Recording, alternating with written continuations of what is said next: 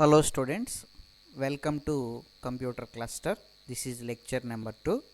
Now in this lecture we will discuss about what is jQuery and what are its features. Now coming to jQuery is a fast, small, cross platform and feature JavaScript library created by John Rizzi in 2006 with a nice motto, write less and do more. So jQueryని JavaScript library అని కేకేస్తామండి. Simply jQuery అనేది ఒక library file. ఈ library ఫైల్ని ఎలా develop చేశారంటే with the help of జావా స్క్రిప్ట్తో డెవలప్ చేశారు. ఓకే, అంటే జావా స్క్రిప్ట్ ఉపయోగించి డిజైన్ చేయబడిన లాంగ్వేజ్ ఏంటంటే jQuery.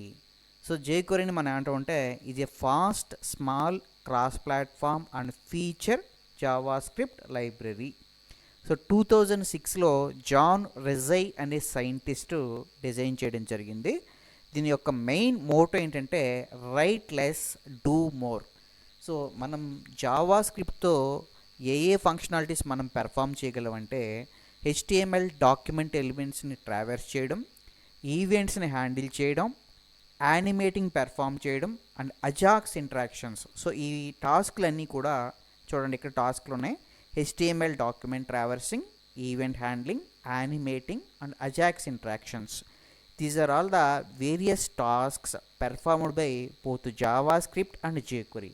సో ఇక్కడ ఉండే ఈ టాస్క్లన్నీ కూడా జావా స్క్రిప్ట్, jQuery రెండూ కూడా పెర్ఫామ్ చేయగలవు. కానీ మెయిన్ డిఫరెన్స్ ఏంటంటే రెండింటికి jQuery ఉపయోగించి మీరు ఈ టాస్క్లు పెర్ఫామ్ చేయడానికి ఓన్లీ చాలా తక్కువ నెంబర్ ఆఫ్ లైన్స్తో, only a few lines of coding, only తక్కువ లైన్స్ ఆఫ్ కోడింగ్తోనే మీరు ఈ ఫంక్షనాలిటీస్ అన్ని పెర్ఫామ్ చేయగలరు.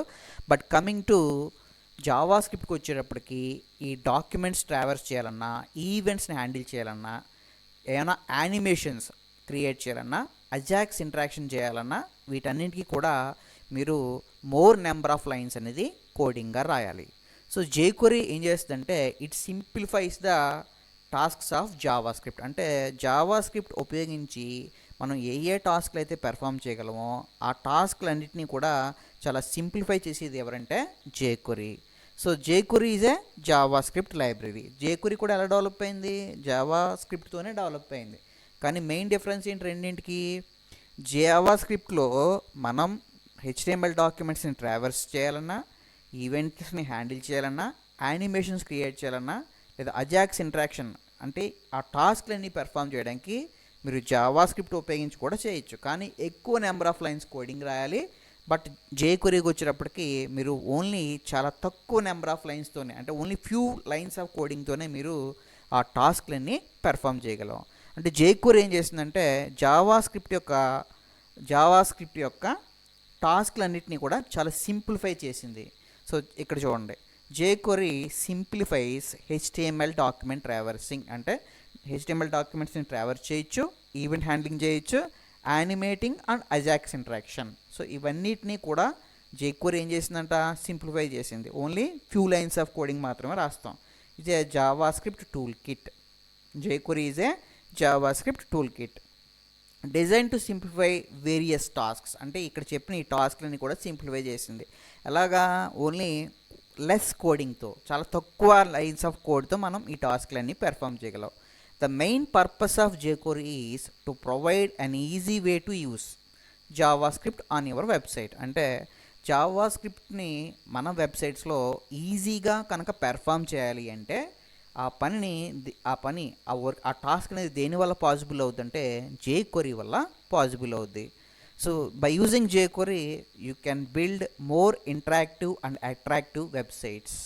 ఓకే, సో jQuery ఉపయోగించి మనం మన వెబ్ పేజ్లో ఉండే ఎలిమెంట్స్కి యానిమేషన్స్ కూడా యాడ్ చేయొచ్చు. సింపుల్ అండి. jQuery is a JavaScript library. It is designed by using Java script ఉపయోగించి తయారు చేసింది. సో జావా స్క్రిప్ట్ ఉపయోగించి మనం చాలా టాస్క్లు పెర్ఫామ్ చేయగలం. ఆల్రెడీ మనకి జావా స్క్రిప్ట్ ఉండగా jQuery ఎందుకు వచ్చిందంటే జావా స్క్రిప్ట్లో ఆ టాస్క్లన్నీ పెర్ఫామ్ చేయడానికి ఎక్కువ నెంబర్ ఆఫ్ లైన్స్ కోడింగ్ రాయాలి. బట్ జేక్వరీకి వచ్చేటప్పటికి ఓన్లీ ఫ్యూ లైన్స్ ఆఫ్ కోడింగ్తోనే పాసిబుల్ అవుతాయి. అందువల్ల దీని యొక్క మెయిన్ మోటో ఏమైందండి, write less do more. Write less అంటే ఓన్లీ లెస్ కోడింగ్తోనే నువ్వు అన్ని టాస్క్లు కూడా పెర్ఫామ్ చేయగలవు. నెక్స్ట్ తర్వాత పాయింట్ చూడండి. jQuery is a small, fast and lightweight JavaScript library. jQueryని small, fast and lightweight JavaScript library అంటాం. So small, fast and lightweight JavaScript library అంటే మీనింగ్ ఏంటంటే jQuery యొక్క ఈజ్ లైబ్రరీ ఫైల్ అని చెప్పుకున్నాం కదా, దాని యొక్క సైజ్ చాలా చిన్నగా ఉంటుందండి. సో jQueryలో ఉండే ఫంక్షన్స్ కూడా ఫాస్ట్గా మీకు ఎగ్జిక్యూట్ అవుతాయి. It is also light weight. jQuery is platform independent. Platform independent అంటే మీనింగ్ ఏంటంటే ఏ వెబ్ బ్రౌజర్లోనైనా రన్ అవుతుంది. ఇట్స్ ఏ క్రాస్ ప్లాట్ఫామ్ అని కాగేస్తుంది. క్రాస్ ప్లాట్ఫామ్ అంటే దాని మీనింగ్ ఏంటంటే జావాస్క్రిప్ట్కి వచ్చేటప్పటికి జావాస్క్రిప్ట్ అనేది అన్ని వెబ్ బ్రౌజర్లోనూ కూడా కరెక్ట్గా రన్ అవుతుందండి. సమ్టైమ్స్ మనం జావాస్క్రిప్ట్ కనుక ఉపయోగించినప్పుడు ఒక బ్రౌజర్లో రన్ అయిన కోడ్ వేరే బ్రౌజర్లో రన్ అవుతుందని గ్యారంటీ లేదు.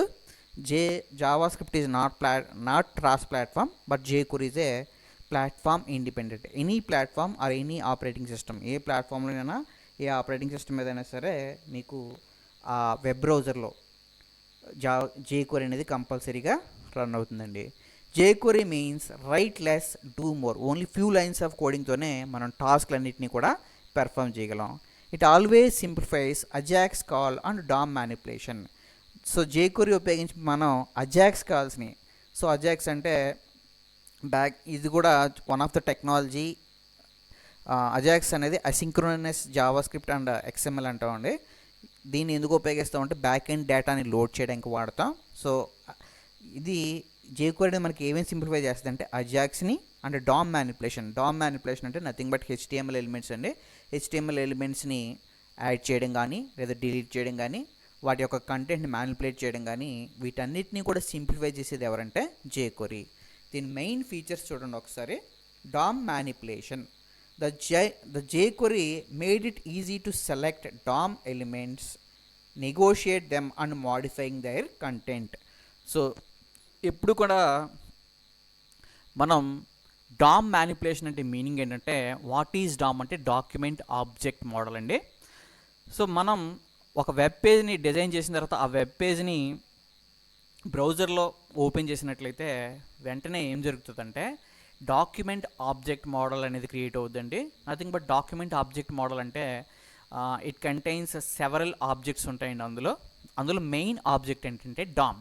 సో ఆ డామ్లో ఉండే ఆ సెవరల్ ఆబ్జెక్ట్స్ అన్నీ మనకి ఎందుకు ఉపయోగపడతాయంటే HTML ఎలిమెంట్స్ని మ్యానిపులేట్ చేయడానికి. అంటే HTML ఎలిమెంట్స్ని అవసరమైతే మనం డిలీట్ చేయడానికి, కొత్త ఎలిమెంట్స్ యాడ్ చేయడానికి, వాటి యొక్క కంటెంట్ని లేదా వాటి యొక్క యాట్రిబ్యూట్స్ని ఏమైనా చేంజ్ చేయాలన్నా కానీ పాసిబుల్ అవుతుందండి with the help of DOM. What is DOM? Document object model. It contains several objects. Okay, next second feature చూడండి, ఈవెంట్ హ్యాండ్లింగ్. ఈవెంట్ హ్యాండ్లింగ్ అంటే the jQuery offers an elegant way to capture A wide variety of events such as user clicking on a link without need to clutter the HTML code it's self with event handlers. Okay, ఒకసారి point చూడండి. jQuery ఉపయోగించి మనం ఈవెంట్స్ని perform చేయొచ్చు, different kinds of events. For example events అంటే nothing but మన HTML web page ఉందండి. ఆ web పేజ్లో సమ్ బటన్స్ ఉన్నాయి. ఆ బటన్ క్లిక్ చేసిన వెంటనే మనకి ఏం అవ్వాలంటే ఆ HTML వెబ్ పేజ్ యొక్క కలర్ అనేది చేంజ్ అవ్వాలి. ఓకే, దాని బ్యాక్గ్రౌండ్ మారాలి. ఫర్ ఎగ్జాంపుల్ అంటే ఒక బటన్ క్లిక్ చేసిన వెంటనే మనకి ఈ టాస్క్లు జరగాలి కాబట్టి ఆ బటన్ క్లిక్ చేయడాన్ని ఇక్కడ ఈవెంట్ అంటాం. సో ఆ ఈవెంట్ జరిగినప్పుడు మనకి బ్యాక్గ్రౌండ్లో ఏం జరగాలండి, వెబ్ పేజ్ యొక్క బ్యాక్గ్రౌండ్ కలర్ మారాలి. సో అటువంటి ఈవెంట్స్ని హ్యాండిల్ చేయడం jQuery ఉపయోగించి చాలా ఈజీ అండి.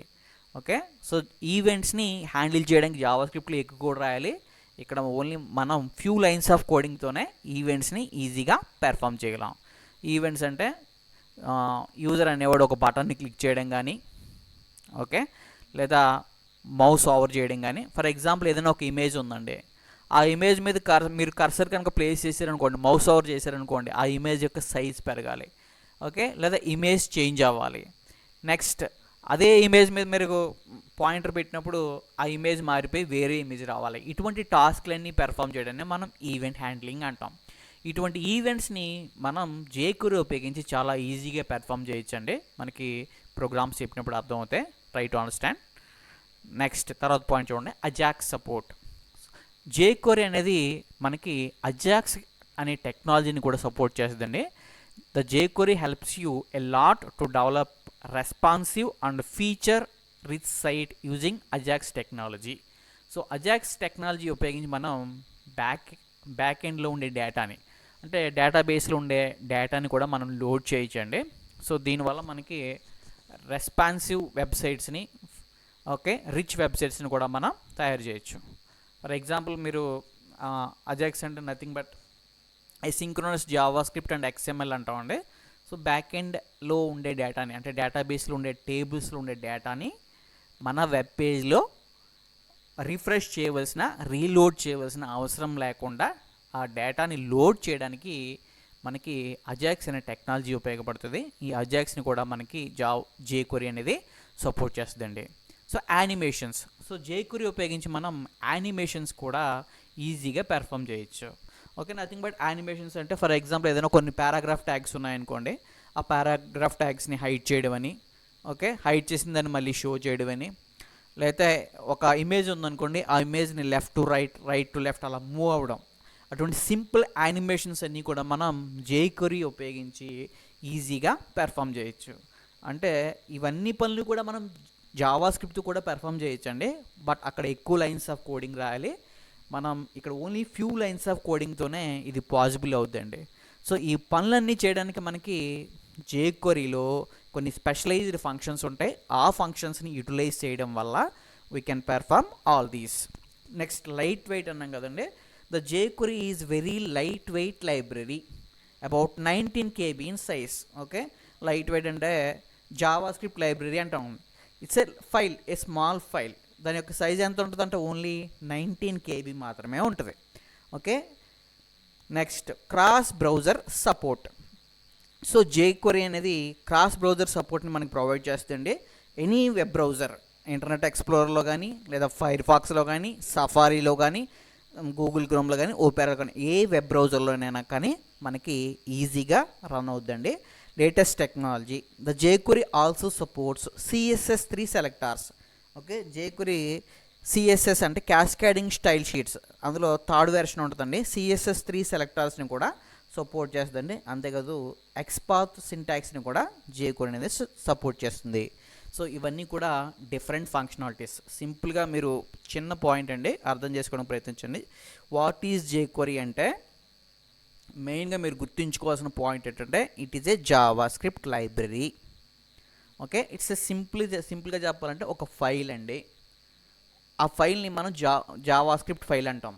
సో ఆ ఫైల్ని మనం అంటే జావా స్క్రిప్ట్ లైబ్రరీ అంటాం. అదే jQuery. ఆ ఫైల్లో ఉండే కోడింగ్ ఏంటంటే జావా స్క్రిప్టేనండి.